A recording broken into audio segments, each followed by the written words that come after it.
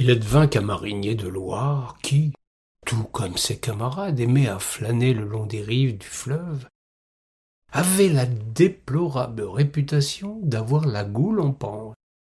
Pour son malheur, à moins que ce ne soit que pour sa plus grande fantaisie, sur les rives se trouvait alors une multitude de caboulots, troquets, estaminets, auberges et tavernes pour étancher sa soif et trouver pratique pour belles et longues conversations.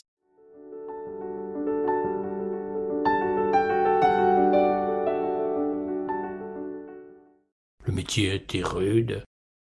Rares étaient les distractions en dehors de ces pots où les gueux de la batellerie vidaient bien plus de chopines qu'il n'était nécessaire à leur hydratation. C'est à l'ombre du cruchon que ces mauvais gars refaisaient le monde, trouvaient embauche aux compagnons pour taper le carton. C'est encore là que s'échangeaient les nouvelles de cette confrérie magnifique qui unissait les hommes de Saint-Rambert à Saint-Nazaire.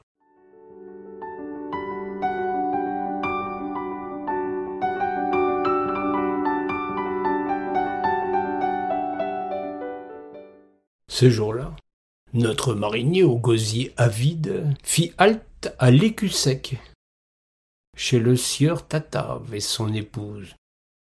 Une maison réputée autant pour sa cave que pour la table.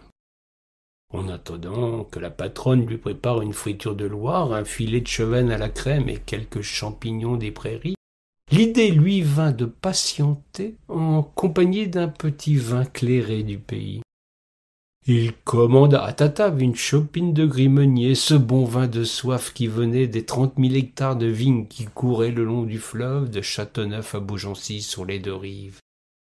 C'était au temps d'avant le phylloxéra, ce maudit mal qui doit nos cèpes et provoqua grand tracas parmi tous ceux qui vivaient du commerce du vin. C'était encore avant l'irruption du chemin de fer, un moyen de transport qui nécessitait alors bien plus d'eau que de vin pour mettre en branle la vapeur.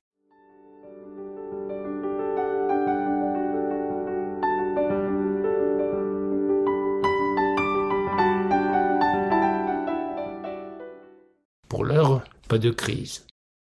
Les éleveurs de coude étaient très nombreux dans le territoire ligérien et avaient de la constance dans l'effort et du rendement dans l'action. Il ne fallait pas leur en promettre sans avoir en barrique de quoi remplir la chopine. C'est ce que fit Tatave pour complaire à ce compère attablé et bien décidé à s'hydrater de la plus belle des manières.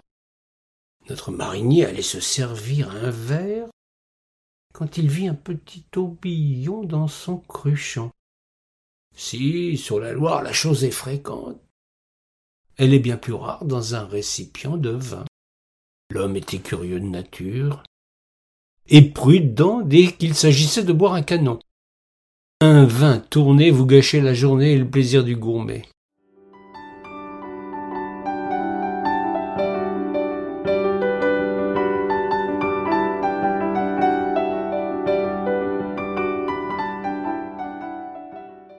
Il s'approcha d'un peu plus près pour voir de quoi il pouvait en retourner.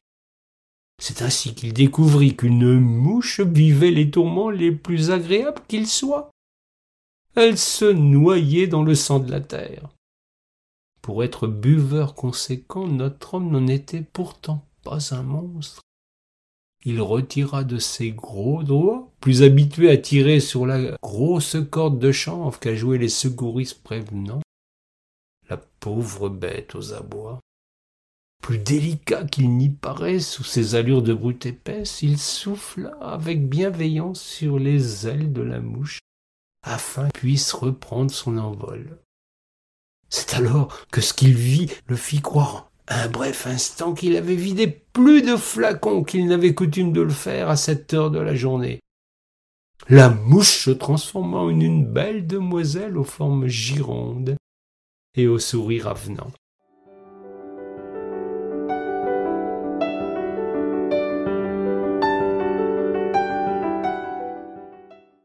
Retrouvant bien vite ses esprits, trouvant la serveuse à son goût, il entreprit de lui faire immédiatement un petit brin de conversation. Le marinier est homme à ne pas se laisser désarçonner par ce qui pourrait troubler ceux qui restent à terre.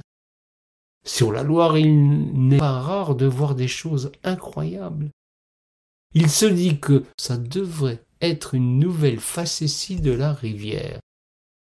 La jeune fille, comprenant bien vite que ce garnement était capable de lui jouer un vilain tour à sa façon, s'empressa bien vite de couper court à ce petit brin de cour. Il fallait calmer les ardeurs de ce gaillard avant qu'il ne soit trop tard.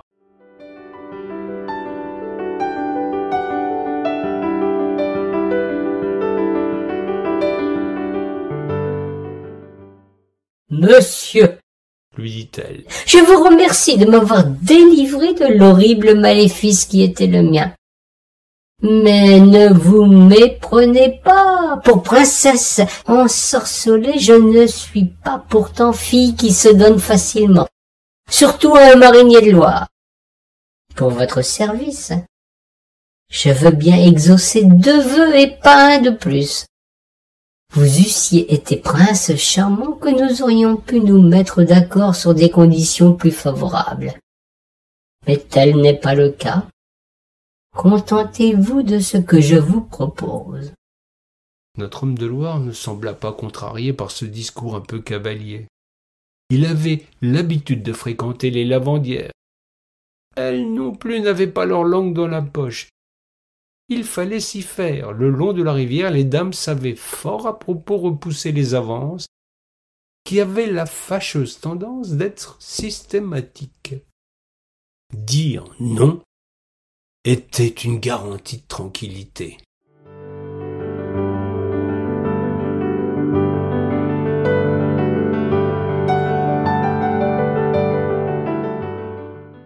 Pour notre larron, puisqu'il y avait belle occasion, il fallait la saisir sans se poser plus de questions et satisfaire ses caprices viticoles. Mademoiselle, j'ai grande et belle envie, puisque vous disposez de pouvoirs magiques, j'aimerais que ce cruchon du cul, jamais au grand jamais je n'en vois le fond. La demande était fort simple pour une magicienne capable de prouesses d'une toute autre trempe. Elle prononça une formule étrange et fit un geste vers le récipient.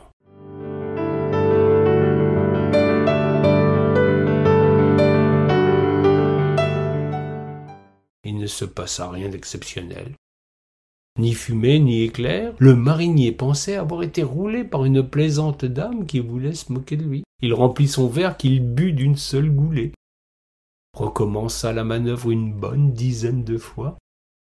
À sa grande surprise, la chopine était toujours pleine à ras-bord.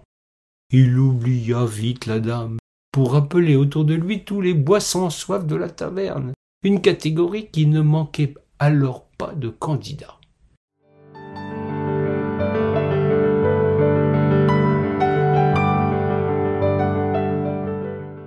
Ils se rassemblèrent tous pour profiter du miracle du cruchon dont on ne voit jamais le fond.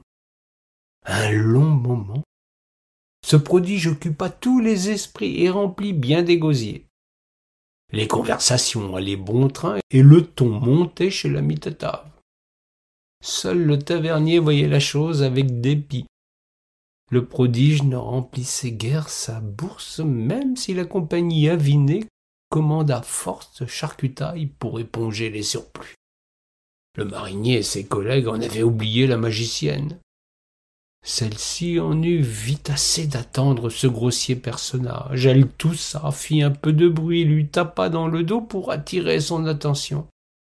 Il finit par se retourner vers elle, un peu agacé qu'on vint l'interrompre dans ses agapes.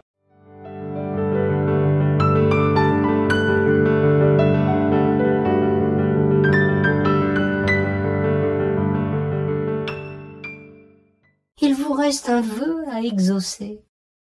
Que voulez-vous encore, mon bon sauveur? Demanda-t-elle à notre marinier au visage empourpré. L'autre, tout à ses excès alcooliques, avait oublié de quoi il en retournait. Par habitude, autant que par exaspération, il lui répondit « La même chose !» et sa demande fut honorée, à l'identique de la première.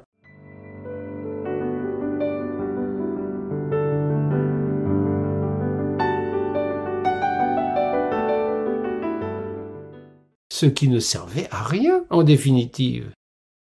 On sait depuis qu'il vaut mieux boire avec modération, car l'abus peut vous faire manquer de belles occasions. Mais pour vous plaire, ce n'est pas de vin que mon cruchon est intarissable.